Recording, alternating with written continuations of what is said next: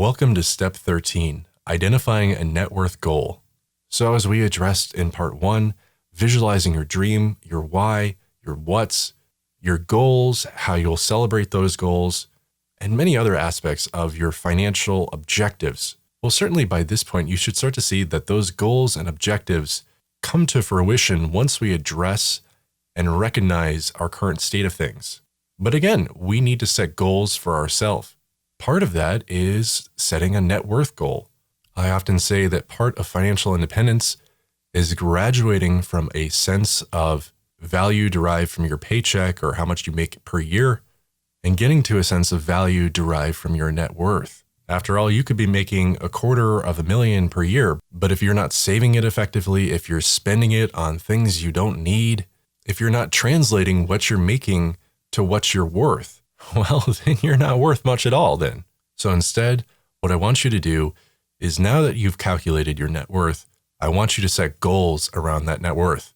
In your notepad, I want you to create a table with 3 key columns. On the left, I want you to have a time frame. This can be up to you. It can be a short amount of time, measured in 3-month intervals or 6-month intervals, or it could be by year. The middle column should be how much you identify you want to increase your net worth by during that time frame. And of course, the last column is your net worth as calculated by the increase of the middle column. So for example, if we say our net worth is $20,000 and we want to increase our net worth by $5,000 over the course of the next 6 months, well, the next row down, 6 months later, we'll have our net worth at $25,000 and we want to increase our net worth by $5,000 every 6 months. So we'll keep repeating this.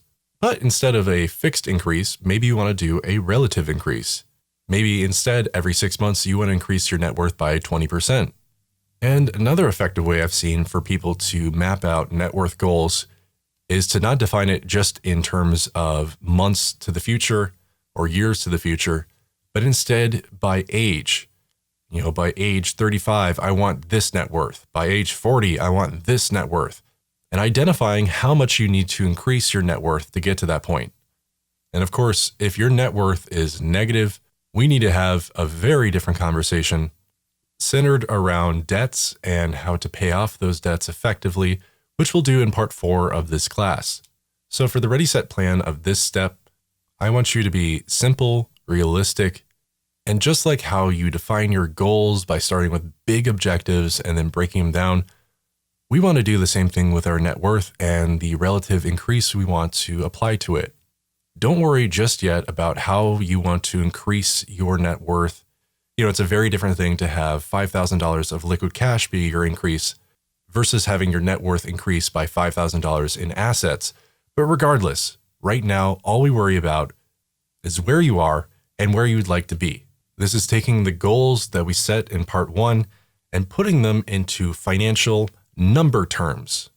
This will help you to identify how you're going to achieve your goals through financial sense, through your financial accumulation of assets and paying off debts and things like that. But it will also get you into a mindset of looking at your net worth and recalculating it on a frequent basis. Again, we want to get away from defining ourselves based on the size of our paycheck or our yearly income, and instead define ourselves by our net worth and where we'd like to have that net worth be.